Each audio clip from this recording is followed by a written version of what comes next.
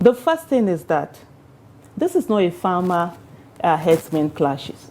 Okay. This is not two communities having an issue. This is terrorism. People are being killed. People are being driven out of their lands are being taken. I saw the statement that Mr. Tinubu put out, and I also heard what he said, which does not, capture the essence of what is happening. How are you blaming telling community leaders that they should come together and resolve issue? But in 2014, he didn't tell Jonathan to tell community leaders to resolve issue. He was telling former President Goodluck Ebele Jonathan that the buck stops at his table. So now that he has rigged the election to enter into office, say, no, hold on. So this is the thing. That's why it took you a long time to get me.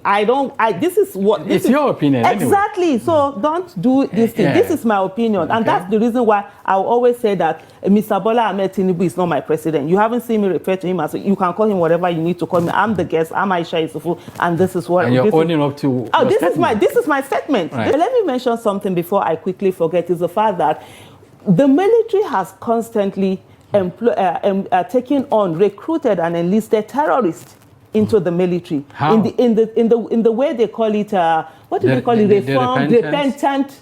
Repentant terrorists. I have never heard in any place where you carry people and say they are repentant and then take them into your military for them to gather more information. And a lot of times... Have they been taken into the military? No, they have been rehabilitated and then taken back to their communities. No.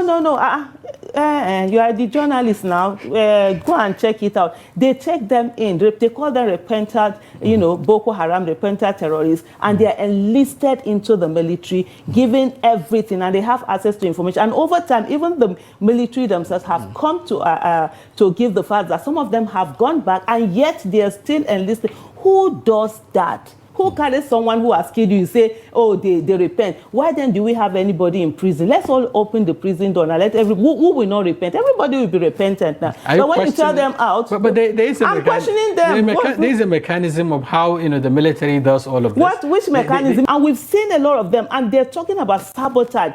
Look, let me tell you something. I've said this thing before, and I'll say it again. There is a need for there to be an assessment of the military to even ensure, do we have the military that we say we have?